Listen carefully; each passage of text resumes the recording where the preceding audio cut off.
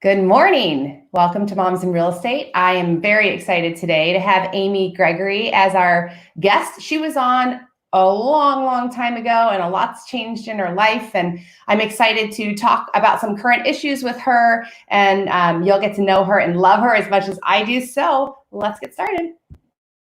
Angela Fazio is an industry powerhouse who has overseen 40,000 homes sold and $9 billion in production. And Kristen Cantrell is one of the nation's most accomplished team leaders, helping thousands of agents build their businesses. They are passionate about educating, encouraging, and empowering moms in real estate. Our next episode starts now. Hey, Amy, how are you? Good. How are you? Good. Kristen's not with us today. She's on vacation. What is that? I don't even know. Lucky her. Lucky her. I would take a vacation right now too. I could use a vacation right now, right? It's weird because some people are like, "Hey, but hasn't the world been on vacation for like several months?" No. What are you talking about? I am busier than ever. In fact, my husband is going with my kids this weekend on vacation, and I'm staying home because I've got clients that need to get under contract. Wow, that's going to get clients under contract this weekend, So, well, give us a little background of your business, your parent, being a mom. Just give us some background for people who haven't heard from you before. That's like a loaded question. So I'm a mom to four. My kids range in age from 2 to 13. And I headed back to real estate, about 4 years ago. Prior to that, I had always worked from home. I had freelance graphic design businesses and online storefronts. And it was kind of in doing those things that I'd always been licensed because I worked for a home builder before I had, in a whole other life, I worked for a home builder.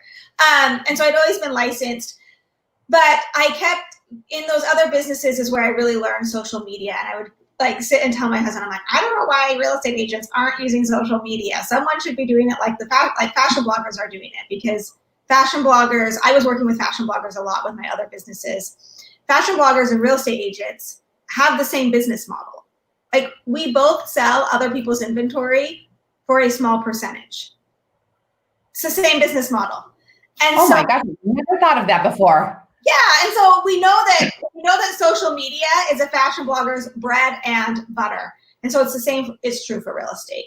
And so during that time, that's when Fixer Upper was blowing up and HGTV was all over the place. And I kept telling my husband, he's like, well, why don't you do it? And I was like, okay, I'm going to. And so I shut down my other businesses and I went full-fledged into real estate, and I just had the most successful year of my life up until that point. And I was literally pregnant with my fourth baby, showing homes, $1 million homes with swollen ankles in a minivan with crushed goldfish. Because if you drive a minivan, there's crushed goldfish also in that minivan. That's right. And then ever since then, it's just been this most amazing roller coaster of just growth and challenges and learning and just helping others along the way. It's been so fun. Yeah, I want you to describe, with some level of detail, what did you do? How did you start with that social media? What was your focus? What was your goal, your ideas? How did that progress? Because it's brilliant. You have so much success with it. So the thing with, I kind of was, every good idea, it takes time to develop, right? It's not this happens overnight and you have this aha moment and everything clicks into place and it's done. That's not realistic. You and I both know that, right? These things take time to develop. And so I kept having this push to go back to real estate, and it felt kind of foreign to me. I was content where I was. But the thought was, I just kept thinking social media would work. And I wasn't sure how I was actually going to get back into real estate. But I knew I had to shut down my current business and put my whole focus right there, which was a risky move at the time. We relied on that income. And so we kind of made adjustments and cut back, and we did it. And I initially when I started back to real estate, I started doing some consulting work for one of the old home builders that I had used to work for. And I was doing social media consulting for him and like rebuilding their website and doing a bunch of like advertising, marketing, consulting work. And it was kind of in that process that the idea began to develop more. They had a product that they were doing out in Eastmark. And I kept telling him, I'm like, your ideal client, like you're talking to moms. You've got to talk better to moms. Like, I know it's super energy efficient and that's really, really great. But no one cares past a certain point. You know, they want it to be energy efficient to hear anything above, I don't care, right? And so I kept saying, I'm like, you know, we want to know where the barbecue's happening and how it interacts within this community and what the lifestyle feels like. Where are you bike riding to and what do the schools look like? And kind of this, I kept calling it like lifestyle marketing, which is really what fashion bloggers do. They do this lifestyle marketing. They sell this lifestyle.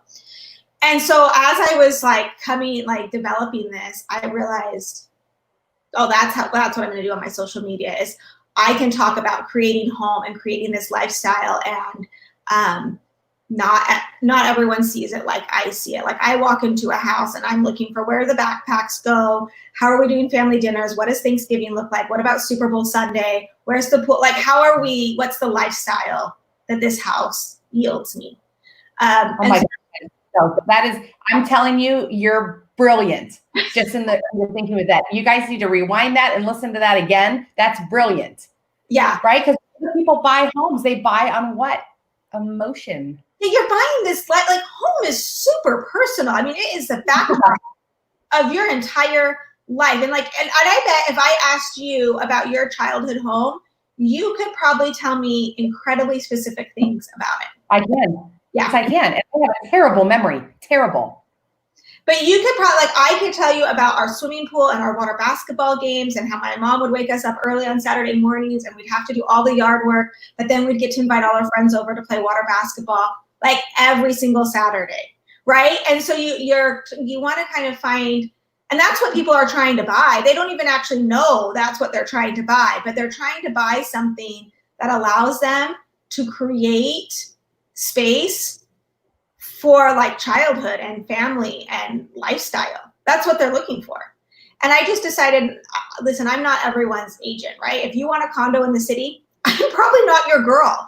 And I'm okay with that, you know? And so I just kind of stayed in my lane and I started doing home tours. That was the other thing I started doing right off the bat is I had relationships with builders and I would talk to them and I would say, hey, I mean, can I come in? Can I do a home tour? Can I feature your properties? And they were like, of course. Why wouldn't they? Like, it's just free. Yeah, it's free marketing. Yeah. And so it became a thing. And I would just talk about how I would live in the space.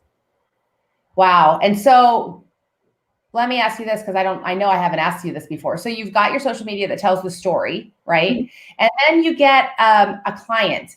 Do you feel like you just kind of fall into that same narrative when you're talking with them? Like, yes. Okay. Like, so they already know, like, and trust you. Wow. That's really cool. They know you. People actually do know me, and which kind of sometimes feels funny. But what would happen is you would start to get, I would use social media as well as a time to like educate consumers, right? So people get on social media for 3 reasons. They get on to be educated, they get on to be inspired, or they get on to be educated, inspired. Entertained, probably. I can't remember the other one. Oh my gosh. That was going to bug me now. Oh, or entertained. Educated, inspired, or entertained, right? Yes. And so there were parts of my home tours that became entertaining because I remember there was one that I walked. It was a model home, and they had a lot of brick inside the house. And it was like different brick all over the place. And I remember like I go through live. And so you kind of sometimes catch, if you know me well enough, you'll catch when I'm like, okay. See? Right? And I try really, really hard to yeah, but there became a thing about brick, like faux brick inside. And it became like an inside joke with everyone. And it somehow became, and then suddenly it seemed like every house I walked after that had brick. And I'm like, okay, and we've got a brick wall right here. And I would just say that, and the DMs were like, oh my gosh, what is it with all the brick? Like, and so you kind of get this really fun banter and these inside jokes, and it just really builds community. It just really builds community with one another, and you feel like you're on the same team.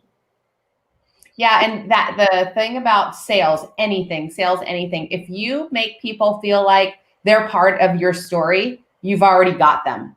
Oh yeah, and that's it's all about storytelling. If you're not telling a story, get off. No one cares. Right. Absolutely, absolutely. So just note to audience, if you need to understand this better, this is your chick, right? Wait. That way. So good example though, Angela, of I was talking to one of the agents in my group. She just joined my group over at EXP, and we were doing like a deep dive yesterday. And I said, okay, we need to figure out what's your story, and what's the story you're comfortable sharing. Listen, I'm not sharing like how I'm parenting. Like, I'm not comfortable sharing my parenting on social media. Like, I don't really want to do that. But there's certain aspects of my life that I am comfortable. So we were talking about it, and she's been like homeschooling the last 4 years. And I'm like, oh my gosh, start sharing it now, because that is your audience. They want that value from you. And that's how you build relationships. So it's all about building relationships. And so we kind of did a deep dive of like, hey, home is taking on such a different value right now, right? Home is increasing value exponentially over the last 3 months. And so you need to be talking about how you're homeschooling in your home, where you're working in your home, like what are those dynamics? Like, that's where you add the value, right? People get on to be educated. So you have to add that value, and that's a great value add. And then just this 20% over here is about you being a real estate agent. That's just part of who you are. And so then it starts to marry up like that. Yep, absolutely. It's so funny. I've talked to so many people whose opinion has totally changed about what is home. Mine has too. Mine has really, really changed. I realize I have a lot of kids and my house isn't right for it. Like I learned that, and I learned for a lot of movement for that too. That's a lot. I've seen a ton of movement out of state, right? Because either people are looking for jobs. I read this morning that 25% of the American workforce is out of work. 25%. That's bananas. Astounding. That's astounding. Bananas. And so people will be forced to move for various reasons. One, they either need to downsize, okay? And so as agents, we need to be sensitive to that. Two, they're going to be moving out of state for work, right? And so I think every agent should be building a referral arm. They should be networking with agents in other cities and other states, and they should be building that out. And then number three, I also think we're going to see a lot of people moving because they now realize that they can work from home. So they can live anywhere. Like I have a client coming in from Dallas. He's like, well, we know we can work from home, so we're going to go live where we want to live, which is here. Wow. Let's talk about that a little bit, because if we're going to, and we're successful, and if we're going to continue to be successful, we have to think forward and say, what am I going to be ready to do? What am I going to be ready to do when things pivot again? Because it's going to pivot again, right? Probably more than once or twice. Yeah. So you and I were talking about that just a little bit before we went on air. Let's dive into that a little bit. What's your opinion on it? It's okay. My opinion on is it's going to get harder before it gets better. It's going to get worse before it gets better. That's just my opinion. I don't mean that to sound doom and gloom, because I actually think we're super, super capable of going through the hard. And I think there's a lot of value in going through the hard on every level that we're facing right now, right? With pandemic situation, and also with just like civil liberties issues that we're facing right now. We got to go through the hard, and we're going to go through the hard. And if we all can go through the hard, on the other side, it will be amazing. But you have to navigate this hard, right? And so I think you have to look for people like that are in those situations that are going to need to downsize and that are going to need to move for jobs, networking with other agents in other cities and other countries, like not countries, other states. But then also looking like allowing social media really gives you the ability to lead in a really genuine and authentic way, and kind of give people social permission. Like, listen, if you're out of work, you should sell your house, and that's okay. You're not alone in that. You're not alone in that, and that's okay. Like, it's okay to downsize right now. That's okay. And in fact, sorry, go ahead. When we had the housing crisis, that was a housing crisis. This is like a world crisis, right? That we're experiencing. And I think that what happened in the 2008, all that, a lot of people stuck their head in the sand. They didn't want to admit that something was going on, and they didn't want to think about it. I think that it's appropriate, and I just started thinking about this right this second. I think it's appropriate that we as leaders in the real estate industry do what you've just said. Give people permission to face their circumstances with dignity. Like, okay, this is not unique to you. This is a whole bunch of people all over the place experiencing difficulty and hardship. So let's talk about it, and don't stick your head in the sand. If you need to make some changes, then let us help you in the ways that we can help you, and let other people help you in the ways that they're equipped to help you. 100%. I actually think we're on the precipice of like something good amazing. Word. Like something amazing, because I can't think of a time like historically. I mean, if you had told me 4 months ago that the US economy would come to a complete halt, I would have been like, no, like there's no way. I mean, because our economy was healthier than it had ever been, ever. Like, our unemployment rate was unreal. Anyone that wanted to work was working, right? Mm-hmm. Had you told me, oh, that's going to happen, I would have been like, actually, I can't mathematically compute how that would possibly happen. And yet it did. And so I hear everyone calling it like the great pause, but I also think it's this great equalizer, right? Where I think as a country and even as a world, never have we all been dealing with something so similar at the same time. It's kind of fascinating to me. It is fascinating. I hadn't thought of that. Even with, and then with all of like the civil issues that are being brought to light right now and that we're all going through right now, it's again a same thing. And so all of these things are very layered and very interconnected. And I think as like within the real estate industry, we have a great opportunity to learn, to like lead and to learn and to grow. Mm-hmm.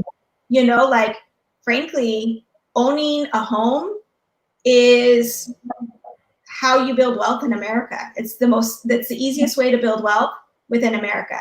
And so we can look for opportunities to grow that for like other people that haven't had the chance or the same opportunities as us. Gosh, it's a cool opportunity to be like, oh, I have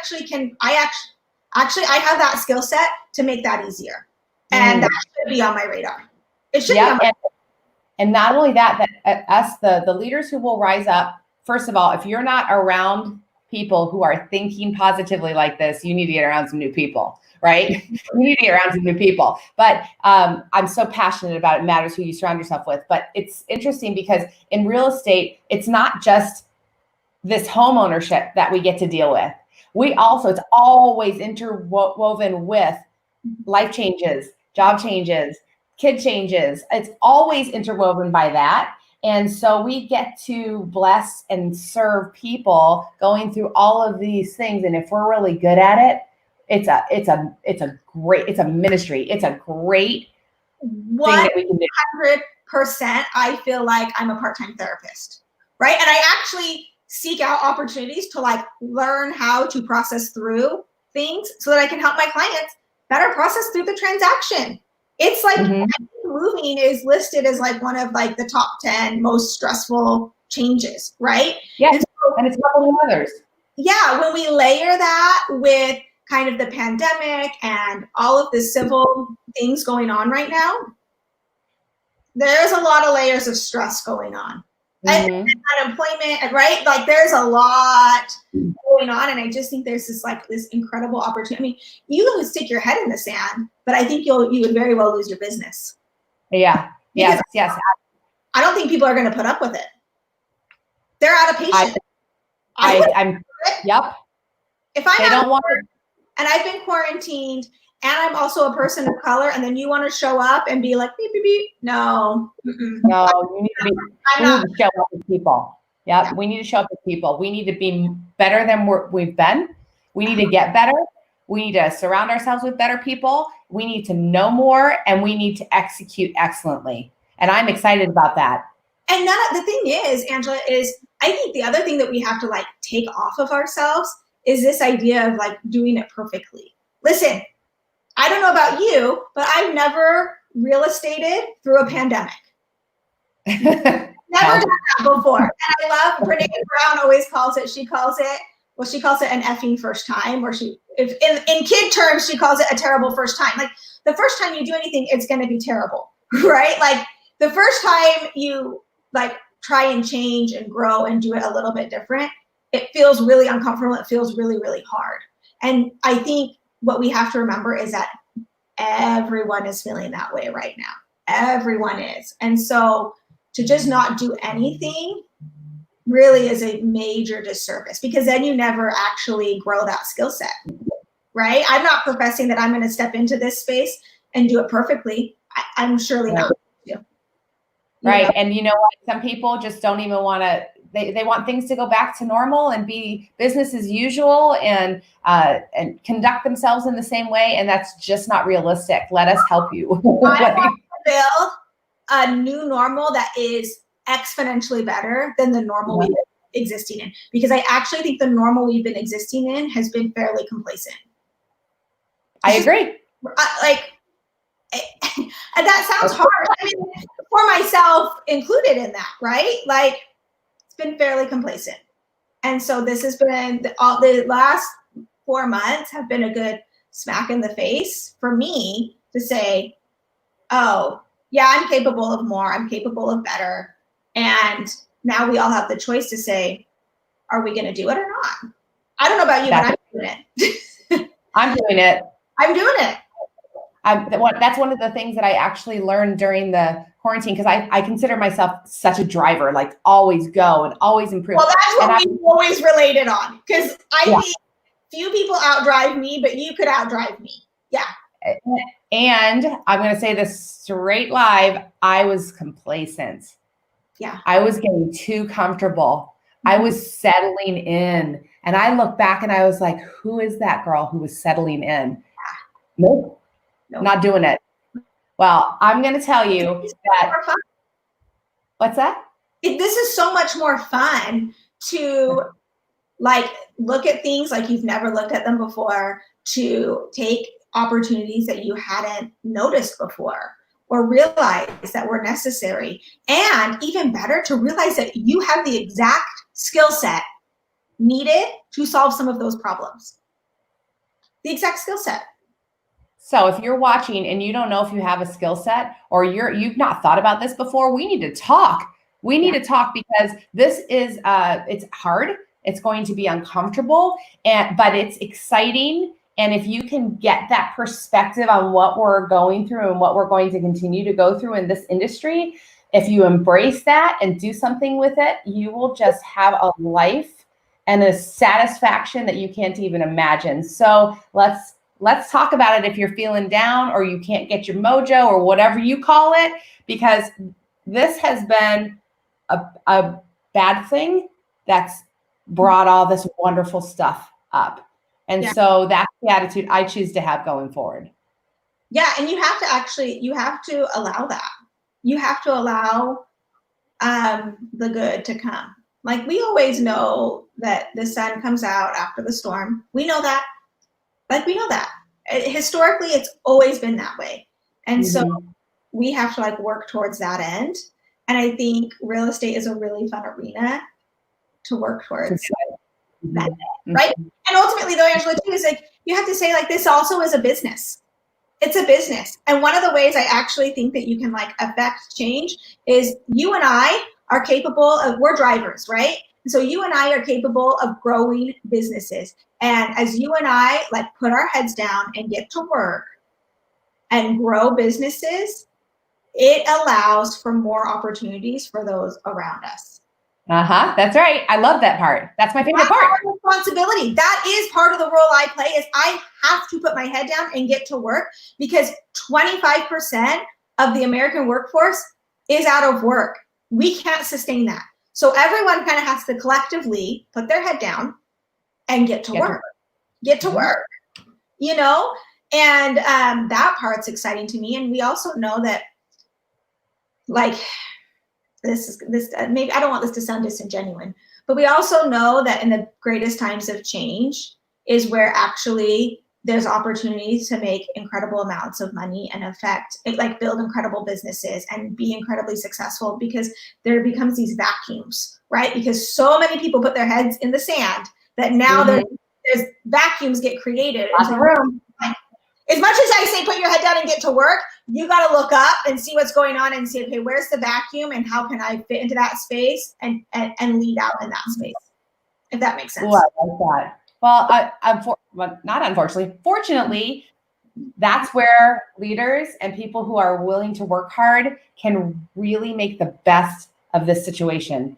I'm so excited. I'm glad to have talked to you again today. If you want to work with us, we're really delightful, and you probably can. Just come on, let's do this together.